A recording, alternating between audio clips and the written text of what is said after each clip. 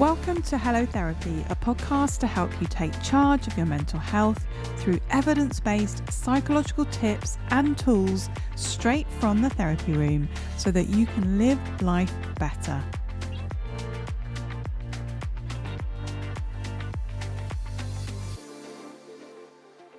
Do you ever stop to truly savor the positive experiences in your life? Today, I'm going to be exploring the concept of savoring and how it can help our well-being and our mental health. And I'm going to be doing something a little bit different, something that I haven't done on the podcast before, which will involve us trying out some savoring strategies. So we're going a bit experiential, which is a great way to really understand what savouring is all about.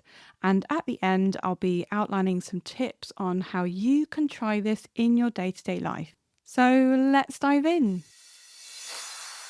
Now, there's a little backstory to this episode as it was inspired by a recent walk I had with my dog in our local woods. It was one of those grey days which we seem to be having a lot of now the clock has gone back. It was dreary, it was cold, and to be honest, I did not want to be on this walk. I had 1,000,001 things to do and I just wasn't feeling it. I have a border collie, so a dog that needs a lot of exercise, and I was dreading traipsing round these woods. But as I arrived at the woods, something shifted my grumpy mood.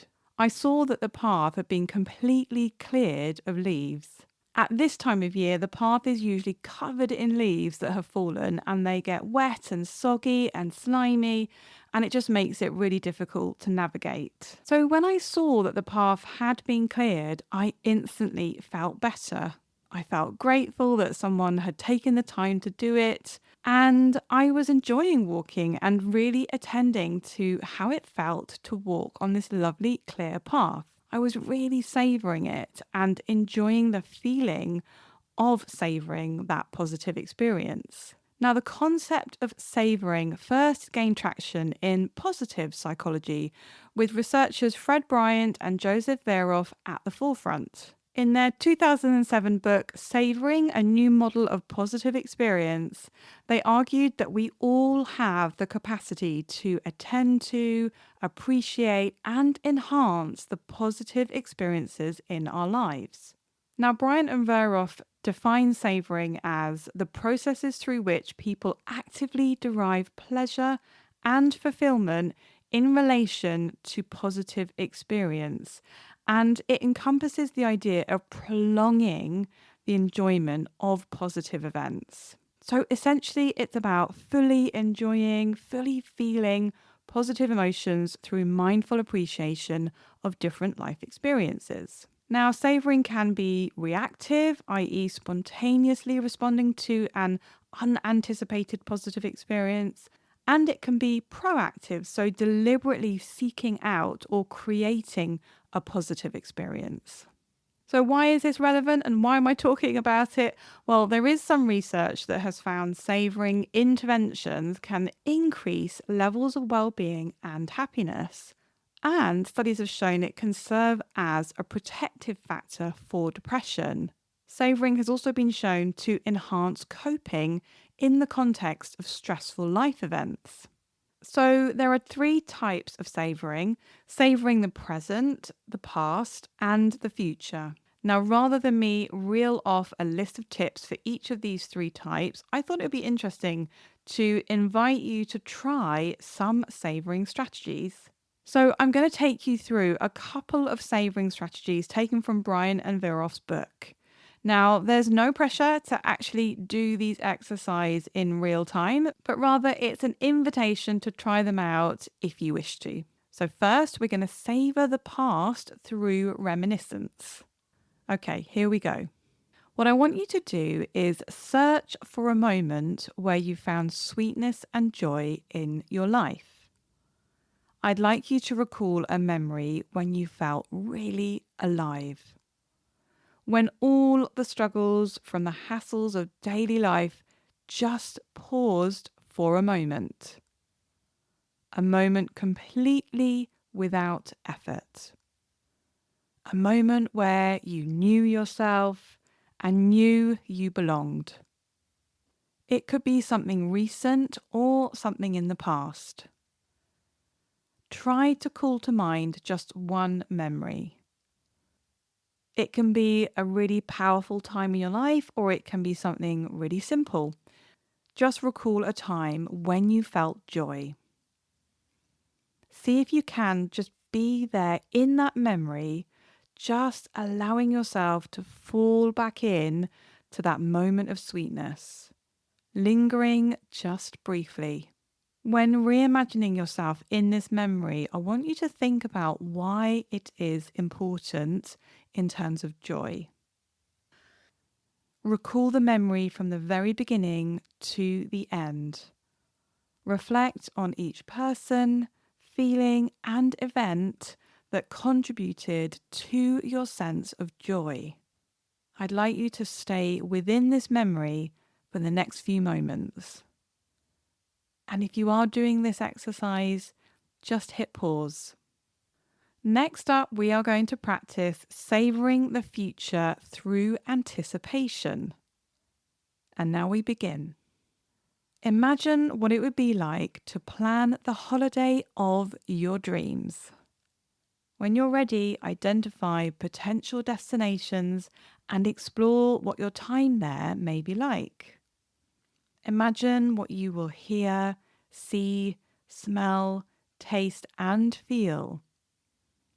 Think about who might join you on this holiday and how their presence may contribute to your sense of joy and excitement. In addition, think about what types of activities you might want to engage in while you're on your holiday and how they might enhance the fun and joy you hope to experience. Finally, think about how this holiday might surpass any other holidays that you've had before in terms of fun, pleasure, and joy. Just imagine yourself in this scenario. And again, hit pause for a few moments. So, how did you find those 2 exercises in savouring? I'd love to know, so feel free to message us on our @HarleyClinical Instagram page. I especially liked the savouring through Reminiscence, and my go-to memory for that is being on the beach on holiday with my family.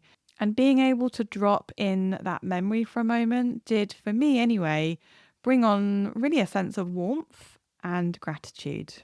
Now, finally, I want to leave you with a few tips for savouring in the moment, which is the third type of savouring. So savouring in the moment involves noticing and paying attention any time you experience something positive. And this could be internal or external. So maybe you noticed an internal moment of joy because something happened or you remembered something, or something external could be like my experience of seeing the path clear in the woods, or perhaps biting into your favourite food. And the aim with this is to savour the experience by thinking about what you are experiencing. That's sometimes called meta-awareness. So you may ask yourself, where am I feeling this joy in my body right now? And open yourself up to fully experiencing through your 5 senses as you have that feeling of joy, what you are seeing, tasting, smelling, hearing, etc. Is that feeling of joy connected to any other feelings or emotions, perhaps awe or gratitude? Really thinking about it in terms of like the layering of your experience in the here and now. Now, an important element of savouring is this idea of prolonging the experience. So you may prolong the experience by telling someone. So, I don't know, texting a friend or ringing somebody to tell them, or maybe writing it down somewhere so that you can really capture all of the elements of your experience. Maybe also let your mind make further positive associations. So, letting it wander to other memories that you might have or times when you felt a similar feeling. Now, something to remember is that savouring is a skill that we can develop over time. So much like mindfulness, savouring does take practice and intention. So whether you're facing challenges, dealing with mental health issues, or simply looking for ways to increase your day-to-day happiness, contentment, and well-being, Savouring is a tool that is accessible to everyone. So that brings us to the end of this episode. I do hope some of this has been helpful for you today. I'll see you next time. Thank you for listening to this episode of Hello Therapy. If you found it helpful, don't forget to subscribe, follow, and review. You can get more wellbeing and mental health tips by joining our email list and visiting the resources section of our website at harleyclinical.co.uk. The Hello Therapy podcast and the information provided by me, Dr. Liz White, is solely intended for information and educational purposes and does not constitute personalised advice. Please do reach out to your GP or a mental health professional if you need support. Until next time, take care of yourself.